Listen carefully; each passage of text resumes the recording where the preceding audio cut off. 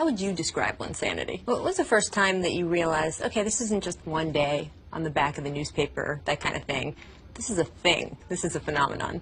I thought it was going to end at some point within the first day or two, but it just kept going, and I was just amazed because I go to ESPN and NBA.com and all these different sites like regularly just by myself, and now I'm seeing myself on there, and I'm just like, wow, this is weird, because every site I'm going to, it's like, oh, Lin this, Lin that, and it was just a little overwhelming. I mean, this is extended to everyone. Your 85-year-old grandmother is back in Taiwan, and she's getting stalked by paparazzi. What's the weirdest paparazzi moment you've had?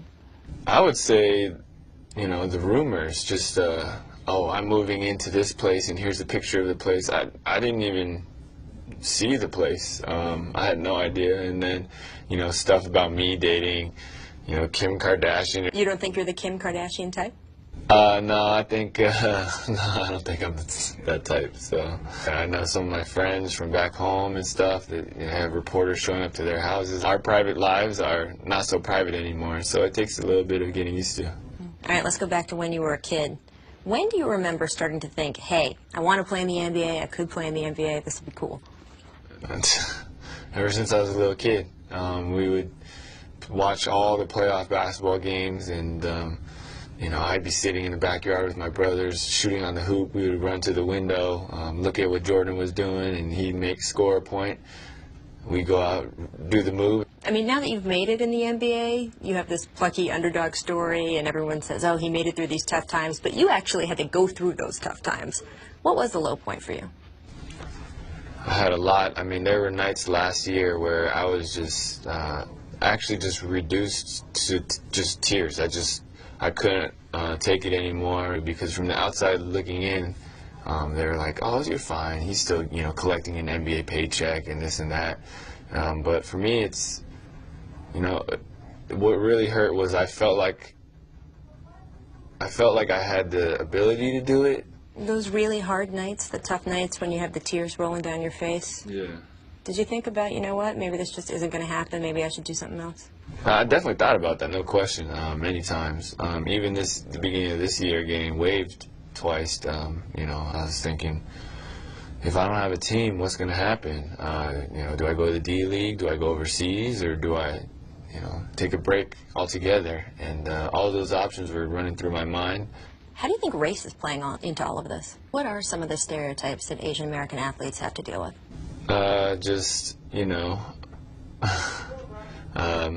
a lot, I guess. You can't prove yourself one time. You can't have one good game and everyone be like, he's the real deal.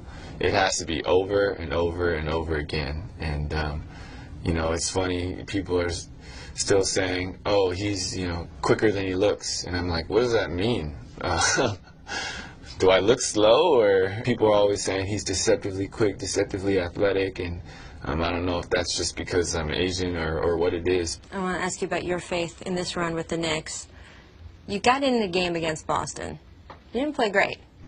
Yeah.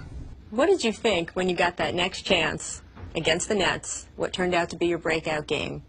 What did you say to yourself to get yourself to go out and play the way you did on the court? I said, I'm going to go back, play this next game just as aggressive, if not more aggressive. Last year, I was trying not to make mistakes. I was trying to fit in. This year, I said, you know what? I've given everything I can to this year, and I'm going to make sure I do it my way. And if it doesn't get me where I want to go, then I can live with that. But one thing I know is if I go down, I'm going to go down fighting. What's your indulgence? What's your thing when you get home and when you're not in church and you're not playing games and you're not working? What's your thing?